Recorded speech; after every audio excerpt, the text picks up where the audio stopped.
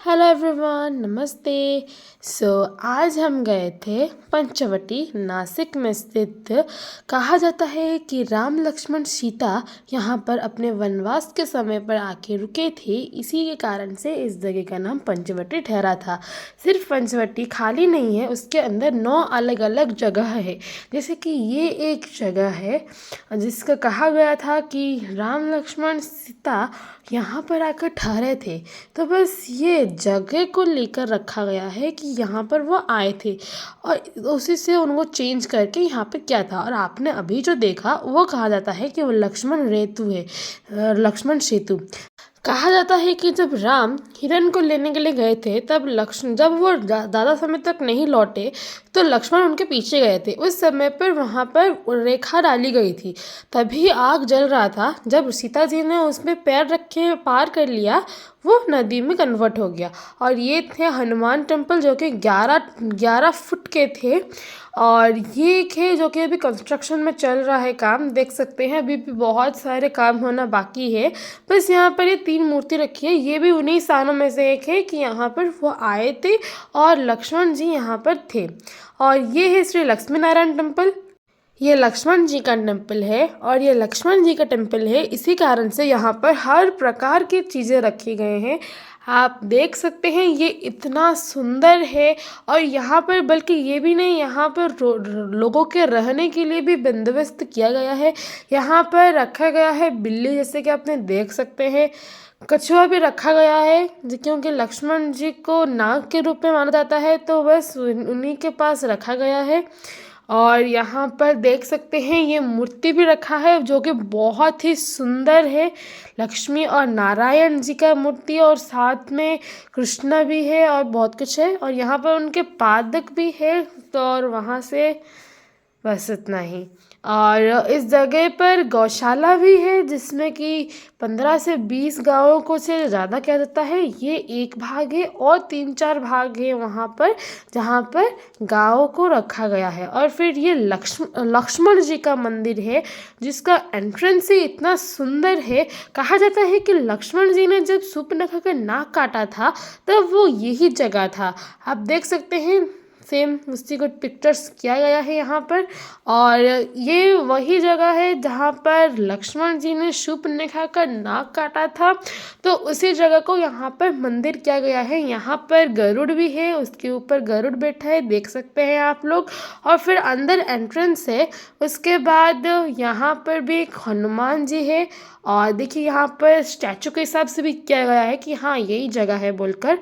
और कहा जाता है कि ये जो पेड़ दिख रहा है आपको, बाद में दिखाती हूँ।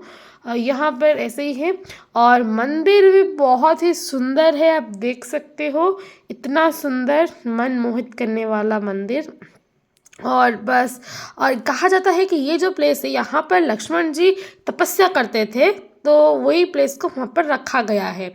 और हनुमान जी का भी रखा गया है ठीक उनके सामने। उसके बाद हम निकल गए नेक्स्ट की और यहाँ पर रामकोटी पार्क है, मतलब उद्यान है। और यहाँ पर एक बहुत ही बड़ा राम जी का गया है। और ये जो जंगल दिखा रहा है आपको, ये जंगल नहीं, ये वहाँ पर राम लक्ष्मण सीता रहते थे, वही बताया गया है। और यहाँ पर आप घोड़ा में भी जा सकते हो। और अभी जो मैं आपको दिखा रही हूँ, इसे कहा जाता है त्रिवेणी संगम, जो कि 3 नदी से मिलके बनाया गया है, गोदावरी, अरुणा और वरुणा। ये देख सकते हो, मैंने आपको जूम करके दिखाया था। और बस इसी जगह पे आ जाता है। यहाँ पर जो महाकुंभ होता है, कुंभ होता है, ये सब वहाँ यहाँ पर होता है, जो कि 2027 में होगा, 2027 में। और मैं आपको फिर से जूम करके दिखाती हूँ कि वहाँ पर एक छोटा सा मतलब 2 छोटे छोटे गोले हैं, वहाँ से वो पानी आता है, मतलब अरुणा और वरुणा आते हैं और गोदावरी जी के साथ मिल जाते हैं। यहाँ पर हनुमान जी भी थे, लेकिन वो कंस्ट्रक्शन में चल रहा है काम वहाँ पर। और ये बहुत ही बड़ा जगह है। यहाँ पर जैसे कि मैंने बताया कि 2027 में महाकुंभ होगा, तो आप आइएगा ज़रूर। और फिर यहाँ से हम निकल गए कोले काले राम के, और फिर ये उनके मंदिर है, बहुत ही सुंदर मंदिर। और सामने जाते ही श्री गोरा राम का मंदिर था। मैंने गोरा राम ही बोला ना? हाँ, गोरा राम ही बोला। उसके बाद यहाँ पर देख सकते हैं श्री गोरा राम का मंदिर है, और यहाँ पर शायद प्रसाद भी दिया जाता है। और ये भी कंस्ट्रक्शन में चल रहा था, तो बस सिर्फ मूर्ति को रखा गया है यहाँ पर। और श्री गोरा राम मंदिर, धर्मकुटी कुछ बहुत कुछ है, और यहाँ पर देखने को भी बहुत ही अच्छा लगता है। उसके बाद हम गए पंचवटी। कहा जाता है कि इस जगह पर 5 बड़े बड़े वृक्ष है, और उसके बीच में ही वो मंदिर बना है, इसीलिए उसका नाम रखा गया है पंचवटी, या फिर जैसे कि जुनी पंचकुटी। और यहाँ पर बहुत ही लंबा लाइन होता है ज़्यादातर, लेकिन हम जब गए थे उस समय बहुत ही कम भीड़ थी, 1-2 लाइन ही था, और 10-15 मिनट में हमारा हो गया था दर्शन। कहा जाता है कि इसके अंदर जो है वो बहुत ही मुश्किल होता है जाना, और मैं आपको आगे दिखाती हूँ कि कैसे होता है। ये कहा जाता है ये जो पेड़ है वो रामायण के समय का ही है, और वो पेड़ तब से यहाँ पर स्थित है। वैसे ही ना ऐसे कोई पानी देता है ना कुछ, लेकिन यहाँ पर 2400 घंटे तेज हवाएं चलता रहता है। ये मैंने खुद पर्सनल नोटिस किया है इस चीज़ को। और ये 5 देखा उसको, और उसी बीच में एक गुफा है जिसको मैंने कहा कि अंदर जाना बहुत मुश्किल हो सकता है। उसी गुफा का नाम रखा गया है सीता गुफा। साइड में ही बस ये 1 रुपये का एग्जीबिशन भी रखा गया है, जिसके अंदर कुछ नहीं, थोड़ा बहुत सिर्फ उनके मूवमेंट्स को दर्शाया गया है यहाँ पर।